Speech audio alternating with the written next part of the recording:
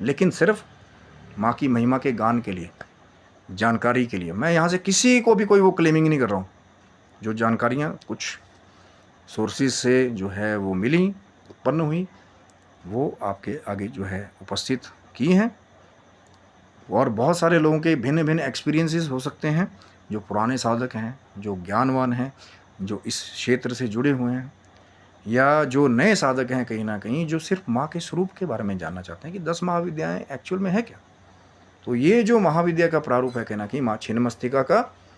ये वो साधना है जो कहीं ना कहीं बड़े बड़े लोगों को लाभ देती है और शत्रु पर विजय दिलाने वाली, कहीं ना कहीं तंत्र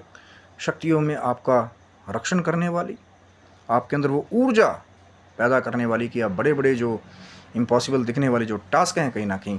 उसको भी माँ छिन्नमस्तिका की कृपा से आप पूरा कर पाएंगे। और कुछ जटिल से ऐसे जटिल भी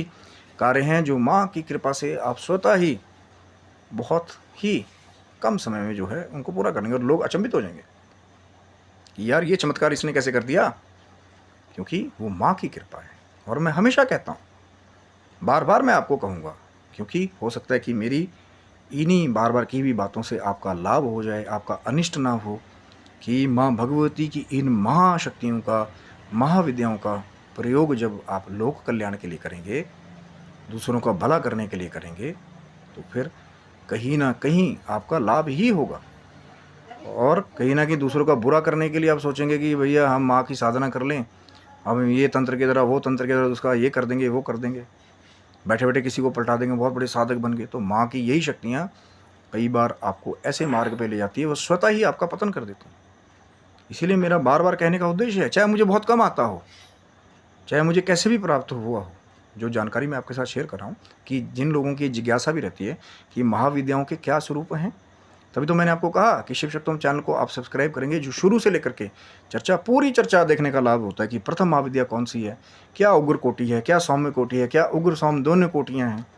क्या अलग अलग मंत्रोच्चार के हिसाब से साधनाओं का क्या प्रारूप है। तो पूरी जानकारी जो आप देखेंगे तो लाभ मिलेगा।